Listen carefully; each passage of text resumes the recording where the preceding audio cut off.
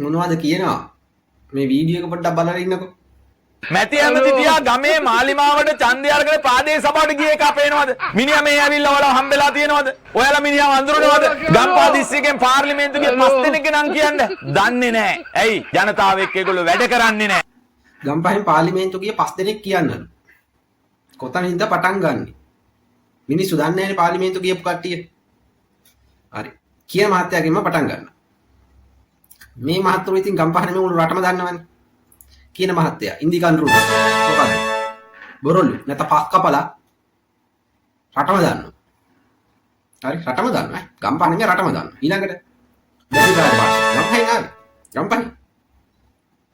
Mister 10% මොළ හතාම රටම දන්නවා. ඊළඟට ප්‍රසන්න රණවීර පාර්ලිමේන්තුවේ මිනිස් කුළු ගෙනාවා ප්‍රාදේශ සභාවේ කැලණි ප්‍රාදේශ සභාවේදී රජයේ ඉඩම් විකුණලා අන්න ඊයේ පෙරේදා මේ අධිචෝදනත් බාර දුන්නා. රටම දන්නවා.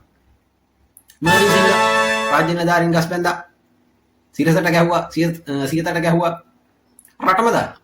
ඇත්තනේ රටම දන්නවා.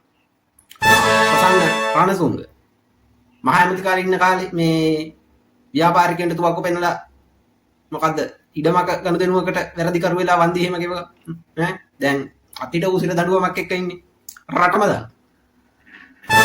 නිමලංසා වෙන නමක් කියලා ලංසා කියලානේ කියන්නේ නේද?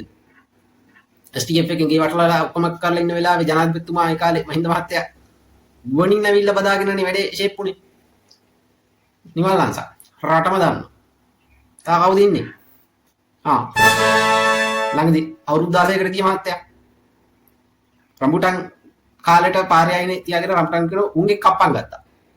කප්පා සරණ ගුණවර්ධන රටම දාන්න. හරිනේ මොන ලිස්ට් එක රටම දාන්න බඩු. ඇත්තනේ දැන් ඉන්නේ උ රට නෙමෙයි ගම්පහ දාන්නෙත් නැහැ. ඉතින් බං දාන්න නැති තරමට හොඳයි නේ බං. බලලා දාන්නව නම් ඉවරයි. ඈ කරපු හරිය කියන්න කලින් පොඩ්ඩක් හිතපන් බං බලගේ පැත්තේ තියෙන කුණු ගොඩවල් ටික ගැන. ජබ කාලා කිව්වා වගේ නෙමෙයිනේ. බලනවා දැන් කොහොමද කියලා. ගම්පහෙන් රටම දන්න බඩුනේ ඔක්කොම ආයේ හොඳකට දැනගෙන එකෙක්වත් නැහනේ.